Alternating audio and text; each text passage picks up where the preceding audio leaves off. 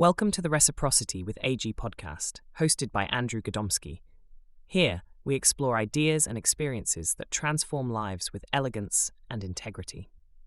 Andrew spent over 15 years as a workforce analyst for Fortune 500 companies in finance, healthcare, and supply chain sectors. In 2022, he took on the coveted role of Senior Operations Research Analyst at the U.S. Department of Homeland Security, committed to enhancing cybersecurity and AI skills for the American people, its residents, and tribal nations. Andrew founded Aspen Analytics, a firm that leads in compliance and ethical challenges in our AI-driven era.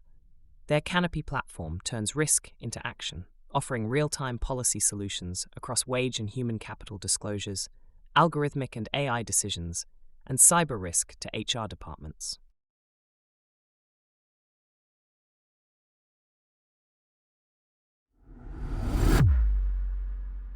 Hi, everybody. This is Andrew Gadomski, and welcome to the Reciprocity with AG podcast. I am privileged to have the Craig Fisher joining us from Texas. Craig and I have known each other a long time, shared a lot of conference experiences, and have been swapping ideas for any number of years. He is not just a well-known figure, he is one of the leading experts and someone to constantly talk with and check in with about what's innovative, what's new.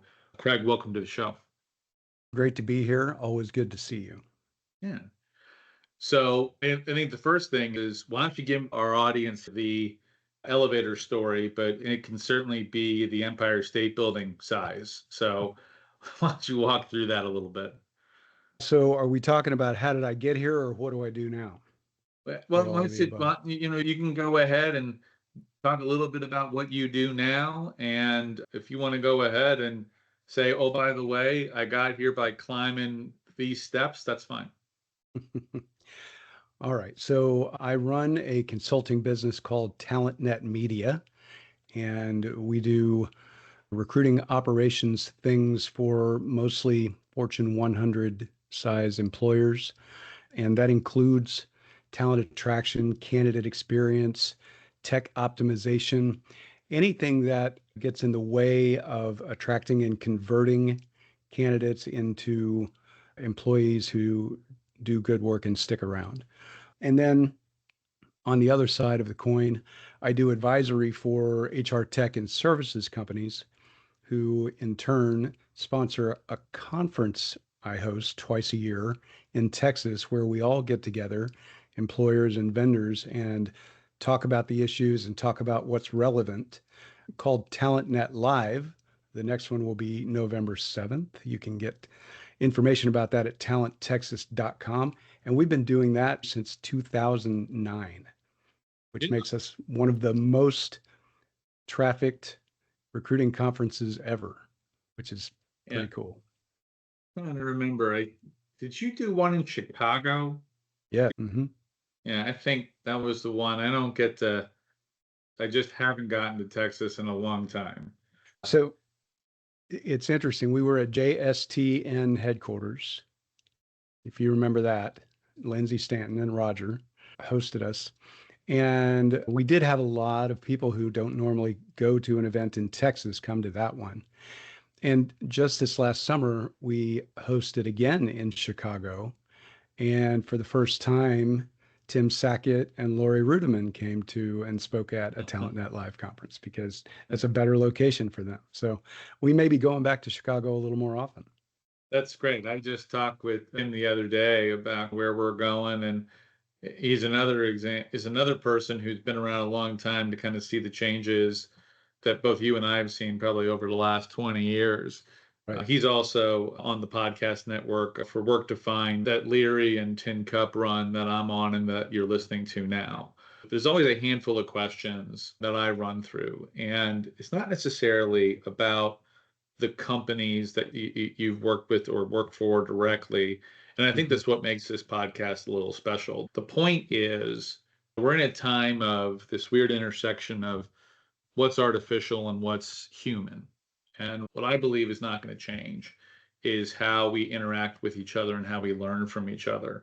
The Reciprocity with AG podcast was really designed to have individuals share a set of experiences that candidly may have nothing to do with what they do to earn a living. And so why don't we just kind of jump into it? And the first question is, talk about a trait or a technique that you learned from someone else and how you then executed that technique for success. Yeah, absolutely. My mother was a Sunday school teacher for 25 years. In addition to being a very hardworking parent, she also taught Sunday school every Sunday for 25 years. I asked her one time, "What do you really believe about religion?" And she said, "It's not really important what I believe about religion, but if everyone acted as the Bible says that Jesus would want them to act, the world would be a better place. So I want you to be an independent thinker, Craig," she says, "but just remember that the way you act towards other people and the way you lead your life is an example for those around you, and it will come back to you." And I've always believed that, right? Confucius started this a long time ago. Don't anyone else that you wouldn't want done to yourself. And so I've always believed in what I call recruiter karma. And just even in my sales days before I got into the staffing and recruiting space, I was always a Greg, do the right thing kind of guy. Yeah, I've always been a do the right thing kind of guy. So in business, occasionally you have an opportunity to take advantage of a situation or a person or something. And I've just never done that. And I've always told everyone around me and who works with me and for me, do the right thing. It'll be the right thing always if you act that way. And there's room for everyone. So don't get greedy and don't get stingy. And that has served me very well. Tell me about a food that you either make or buy for someone else that Mhm. you believe makes them feel love from you, or tell me about a food that you've received that made you feel love from them. Yeah. So I'm a grill guy. And when I grill steaks or burgers or chicken or brats, my wife absolutely loves it. She tries to be very healthy, but occasionally we go full on red or white meat on the grill. Okay. That makes her very happy. She will occasionally make chicken and dumplings, and she makes a lot of great food. But when she does this, it's heavy on the pepper. It's a little spicy, and it's absolutely delicious. And we can eat it for a week because really most of the time there's only two of us now that my three sons are out of the house. So that's what I know she does when she's wanting to cheer me up. She loves to cook for us, but I know that also that's her love language, which is great. There's all kinds of distractions. So pulling your attention deliberately is hard. How do you focus your work, and where did that model come from? Yeah, so my focus is interesting. I will work very intensely for 2 or 3 hours at a time, and then I take a break and will intentionally block my calendar and do something else for 30 or 60 minutes. And the reason for that is I can get a lot done in a short amount of time in bursts, but I'm also very cognizant of my health and have been for years, as you know, right? And so I intentionally stand, stretch, do yoga, lift weights, all the things pretty much every day, and am really good about taking breaks. Also, I stare so much at the computer that my eyes go a little wonky if I don't step away here and there. And so my focus tends to be with business. And I learned this a long time ago playing startup roulette, where everybody wants you to be on their board of advisors, but you get very little out of it. So my focus tends to be on, can I make a difference? Will people listen to me? will I be able to write a case study about it? And is there some ROI in it for both me and whoever is paying me? I advise people on this in our space all the time. Don't get caught up in the possibility of greatness. There's a stock market for that. Bet on you more than you bet on anybody else. I like on you. I was working on something today and I required a tremendous amount of focus. And I find that there are times where I block a work session similar to what you talked about, but it's a very long one. I've got all the documents that I need in front of me, but it is this idea of ideation to execution to publication. And that's for a customer, right? Mm-hmm.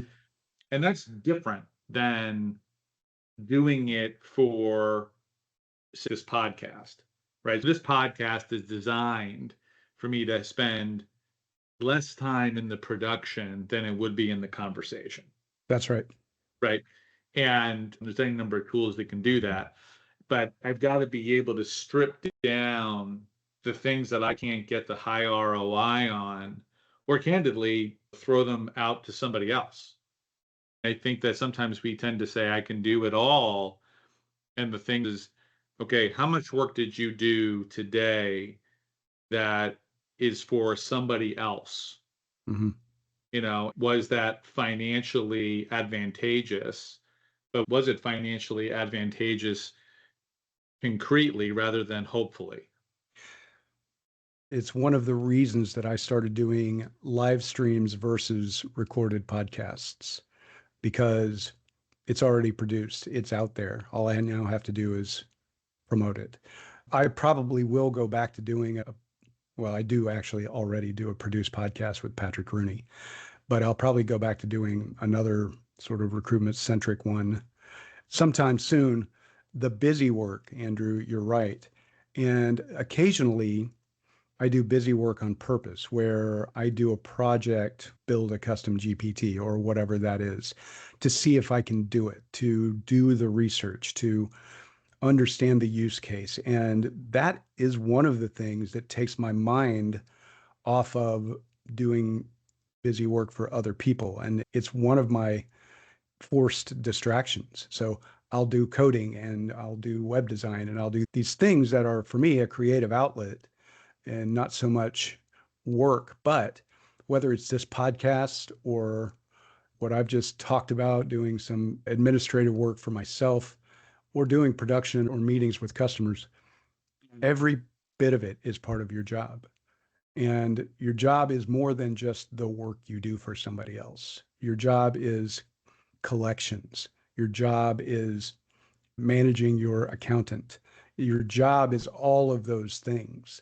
And somebody asked me, I get asked this a lot, like, what's your superpower as an entrepreneur? And I said, I'm really good at getting paid. I make best friends with accounts payable people all the time. I like it. Yeah. And it's interesting when you work with these large organizations, as you and I do, and sometimes you just end up slipping into these terms and conditions that that are just ridiculous. And I will pay you a 90-day net. I'm like, Yeah. I'm not big enough to finance a $40 billion Hello, net 90. organization. That's right. You have to have the right kind of relationship with the people who partner with you, and the commercial relationship is in. That's It right. just is. Excellent. So name one that speaks to you and you've experienced it more than once. You can talk about the book or whatever it is, who recommended it to you, Mm-hmm. but why is it personal to you? All right. So the book is Shibumi, and Okay. it is by an author named Trevanian. That's not his real name, that's his pen name. He is actually, we found out years later, he's a professor at University of Texas. But he wrote these wild books that were kind of a commentary on life, but with a whole lot of traditional and historic value in it. This book is It's about an assassin, the most deadly assassin in the world, named Nikolai Hell. And he's also a cave diver. He does spelunking. And so his adventures take him all over the world. It is a very fascinating book.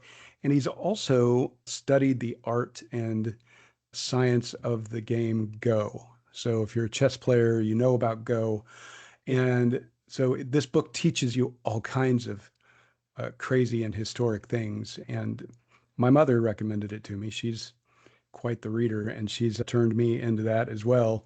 And you can see a theme here, Andrew. My mom is a solid individual. It's a force in your life, obviously, and In everyone's life that she touches.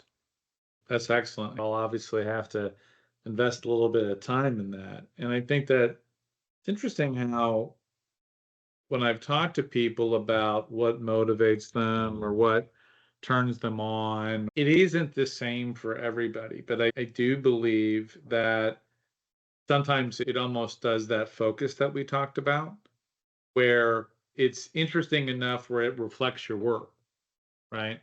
And then it's interesting to the point where it executes the distraction. And for me, people have asked me, do you listen to music when you work? And there's data in writing music, and then there's the non-data in writing music. In writing music is stuff that doesn't have words or I don't know the words to because I need my focus somewhere else. Yeah. I need background noise and not have it be a fan or, bells or something that's on an app. But I think you got to do whatever it takes to kind of get you interested and what speaks to you. What's the name of the book again? It's called Shibumi, Shibumi. Shibumi. It's quite a famous book. Awesome. And it's interesting because, Andrew, I'm a media consumer, right? I'm a media junkie. You've seen my other office that is just filled with DVDs and records and CDs and books. I'm a movie buff. I am a music savant with trivia. I have a huge library of books, and I also like plays and musicals. So I could have gone any direction, but if you ask for one thing, it's that. Excellent. So as you and I work, and I think especially with the work that you've done over time. Like this podcast and its transparency? Then you will love Aspen Analytics. Their audit documentation enable employers to share with investors, analysts, and regulators how their chosen HR practices using AI, wage equity, and analysis reduces significant business risks. Remove these risks before they become real problems. Find out more at www.aspenanalytics.io. People are looking to you as an expert, but that doesn't necessarily mean that you get the prep time that you need to brief them on something. That's right. You can get a quick call and somebody says, hey, I'm walking into a meeting and I need you to feed me a bunch of information. Or a customer says, hey, I got to pull you into a call to talk to somebody in 15 minutes. This is really about briefing in a short period of time, but to a senior person. Mm-hmm. What's your advice related to that situation? Well, first of all, you shouldn't be talking about anything you haven't done and don't know about very well, right? And so I'm not a fan. We all get these calls, right? What's your hourly rate to join this call and brief this team of investors or whatever? I only take the calls where I really feel like I have more to add than the average person. I, on purpose, do a lot of different things so that I'm broad, but I also do have these sort of periods of focus where I go deep into these subjects that interest me. What I really want is to improve our industry, right? Mm-hmm. The workforce and employment space. I want best practices to really be best. And there's a lot of dumbness going on. Right now, if you had to ask me what's your go-to, nothing beats ChatGPT-5 deep research. In 30 seconds, you can have the answers, but you can't trust it. And so what I base it on are all these custom GPTs that I create for myself, which have my knowledge base in them.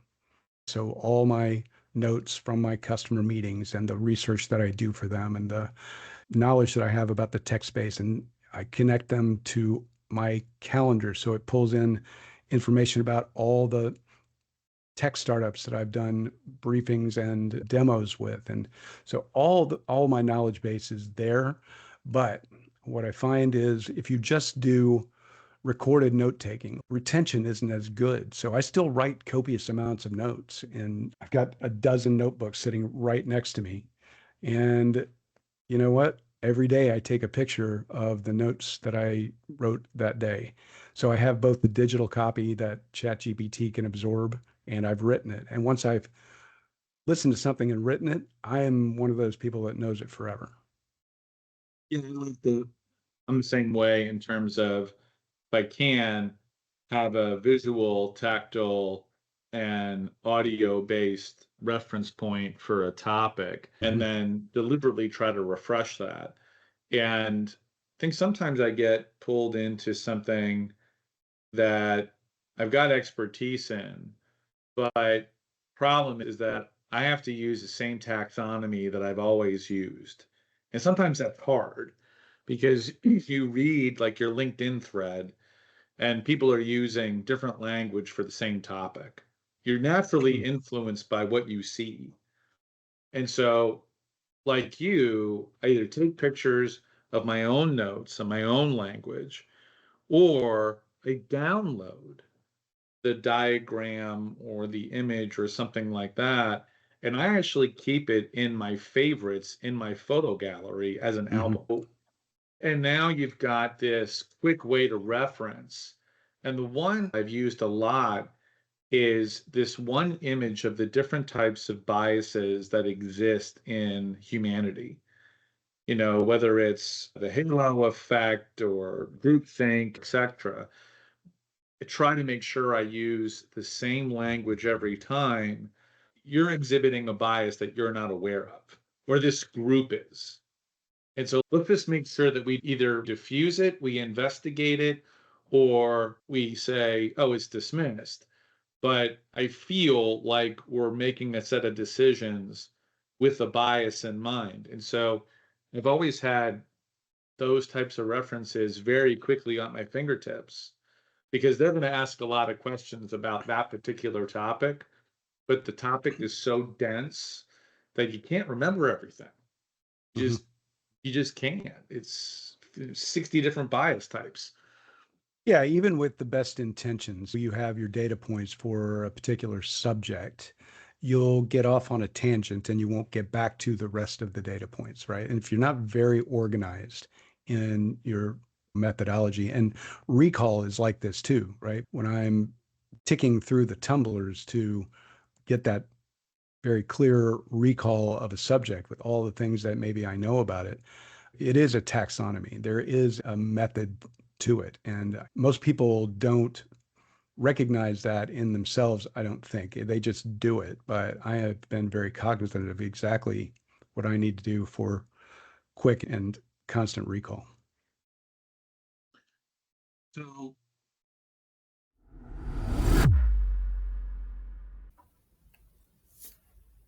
this is the end of part 1 of this podcast. Be sure to come back to your favorite podcast platform and listen to part 2. Thanks for listening to the Reciprocity with AG podcast. You can enjoy more episodes by favoriting the podcast at leading podcast platforms.